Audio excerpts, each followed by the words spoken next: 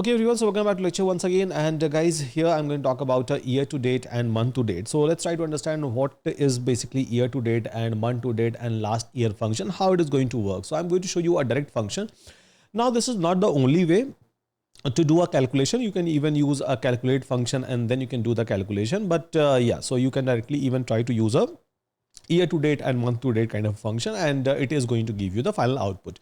So here what I can do, I would like to choose some different data. So I have a data for 24-25 date data. So I'm just trying to load that data, and I have this data like 24-25 sales data. So I have 24-25 sales data. So year 24-25 sales data, and I have basically like a 24-25 date data. So same data, but yeah, so year wise we have this, and let's try to map these two data with one-to-many function. So now this is a new data set that we have. So where we have 2-year data. So in the previous one we had just a data till 2023, and we have seen a lot of function, we have seen all those operation, right? So in this data set, obviously we have a like a latest data or 2-year data, you can say 2024 and 2025 data.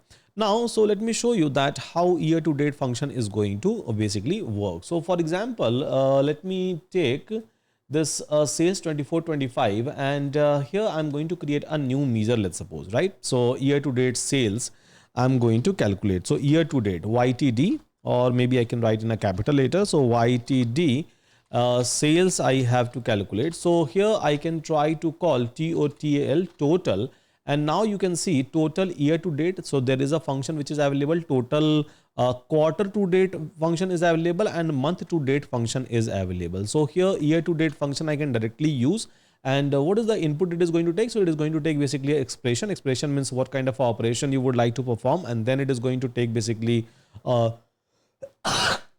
dates. Basically, so like a date from your data set you can try to give, and then you can try to give your filtering criteria over here.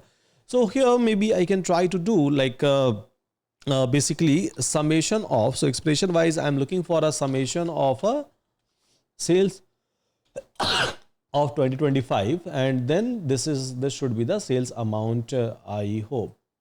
So this is the sales amount. So summation of sales of this sales amount is something which I am going to call, and then here, so date wise, so I can try to pass 2025, and I can try to pass over here date key. Fine. So now this is going to do what? So this is going to calculate the year to date sales for me at the end of the day. So now it is going to do the calculation, but what kind of a calculation it is going to perform? See, data wise, I'll show you once again my data set. So data wise, I have 2-year data in this one. So I have a 2023, 2024 data, right? Sorry, 2024, 2025 data set inside my data set. So 2024 data and 2025 data I have inside this particular new data set.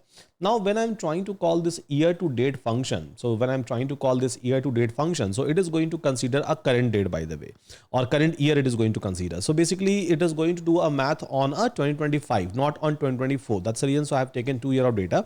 So it is going to consider a current year, and for a current year 1st of Jan, right? 1st of Jan, whatever data set we had, it is going to do a math on top of that data set. So current year 2025 it is going to consider, and from a January 1 up till the current year, current date, it is going to give me the data. So this is something called as year to date. So if I would like to see that what was sales, basically year to date sales, so it's basically 575k of sales that we had.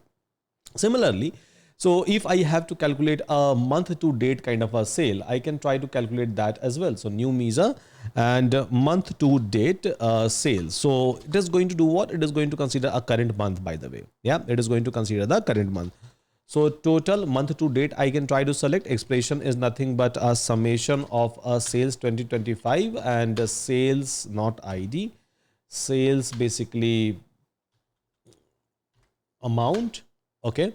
So summation of sales amount, and here, so I can try to give maybe my date. So date 2024, and inside a date, so I have to pass date key. Fine.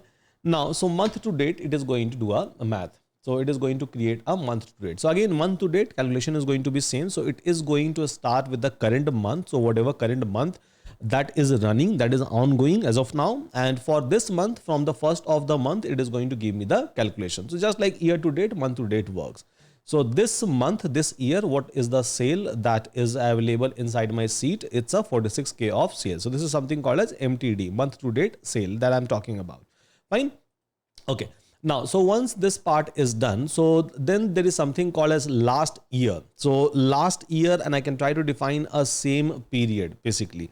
So give me a last year sale basically. So there is something I can try to calculate, and I can try to calculate it basically based on a function called as same period last year. So there is a function called as same period last year, and based on that I can try to calculate that in last period what was a sale by the way. So let me show you that part as well.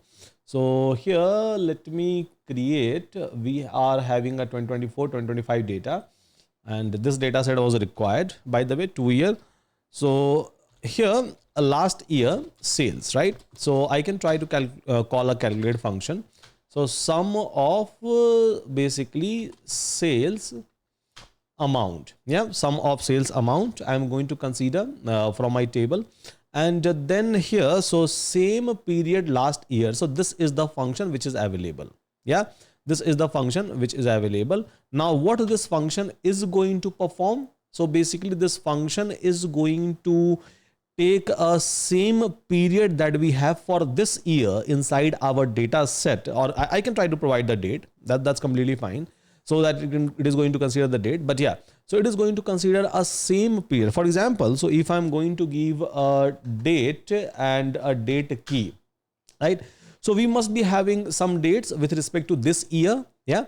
So it is going to take a last year that overlap, or you can say a same like a bracket that we have this year, or same range that we have this year. It is going to consider last year, and then it is going to give me the final calculation. So here a last year sales, if I have to consider, so this was the last year sale in the same period for which we have a data this year inside our data set, as simple as that. Yeah. So here, this is how I can try to calculate a year to date, or you can say a month to date. Similarly, you can try to do a calculation based on the quarter to date, and more you will try to play with the parameters, more you all will be able to learn. So hope this is making sense to all of us. With that, thank you so much everyone. Take care and see you again.